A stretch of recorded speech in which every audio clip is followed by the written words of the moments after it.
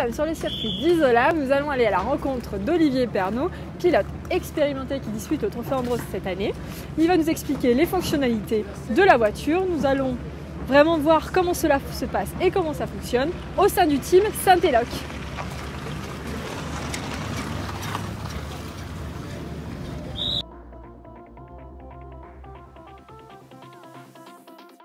Je suis donc avec Olivier Pernaut qui va nous expliquer les caractéristiques donc, de cette voiture. Alors, elle est composée comment? Parce que c'est de l'électrique, mais qu'est-ce qu'il y a dedans? Alors oui, c'est une voiture électrique bien sûr. On a 700 volts, 350 kg de batterie.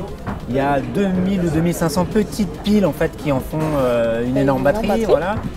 On a 4 roues motrices et 4 roues directrices. Bien sûr, ça c'est comme les thermiques on va dire. Mais ce qu'il y a de nouveau, c'est bien sûr le gros moteur électrique. Le gros moteur voilà, électrique. Voilà. Alors est-ce qu'on peut voir justement, tu nous expliques avec un grand petit plaisir. peu à l'intérieur, voir comment ça se passe. Tu veux monter? Je monte? Allez, monte. Ah, je voulais te prêter ma bagnole, mais... Ah mais par contre, si tu me la prêtes, je pense que si je vais en piste, après moi je la rends pas, hein, on change. Hein. Bon alors tu vois, c'est toujours aussi confiné que les grosses voitures, que les thermiques. Ouais. Pardon, tu vois, c'est petit, moi je suis assez grand. Bon là j'ai les mousses de Vincent sous les fesses, je roule sans les mousses et je serai un peu plus bas dans la voiture et donc un petit peu mieux au niveau des genoux. Et j'ai aussi mes pompes de course parce que là tu vois j'ai mes moon boots. Après on a un interrupteur pour la basse tension, un interrupteur pour la haute tension. Là, la voiture est en cours de recharge parce qu'on a eu un petit problème de batterie cette nuit, donc elle n'a pas pu recharger cette nuit, elle est en train de recharger.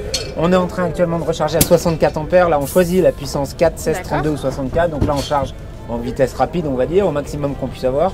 Il y a déjà 697 volts dans la batterie, on a les températures des cellules, etc. qui sont surveillées en permanence, puisque à la fois la batterie et le moteur sont chargés avec tout un système d'eau enfin c'est même plus que de l'eau, c'est un liquide un peu particulier qui refroidit les batteries et les moteurs électriques en permanence. Et on est toujours en dessous de 30 degrés. Tu vois là on roule pas, on est à une vingtaine de degrés pour chaque moteur. D'accord. Un moteur à 21 degrés, l'autre moteur à 21 degrés. Voilà, après, vous voyez voilà, les temps, live, des choses comme ça. Alors en live, tu vois, là, quand je mets de la pression de frein, on a ça nous fait bien sûr des acquisitions de données qui nous permet de travailler notre pilotage et de comparer par rapport aux autres. Pareil pour l'accélérateur, bien sûr, le throttle de ce côté-là. Et puis on a nos meilleurs temps, le temps en cours, etc. qui est affiché ici, qui nous permet de suivre. On a 3 modes de conduite aussi. D'accord. Un mode hyper soft pour faire des manœuvres dans le paddock, etc. Un mode intermédiaire et un mode full puissance. Donc ça, c'est à nous de choisir. Quand il y a du goudron, on peut changer, adapter et changer le mode de puissance en fait et de couple disponible. On le réduit en changeant la carto en gros. D'accord, ok. Voilà. Super, top. Bon. Et puis tu vois, le levier de vitesse, il n'y a pas. Il n'y a pas en fait. Il n'y a plus. Et c'est super simple, hein, la radio, les essuie-glaces.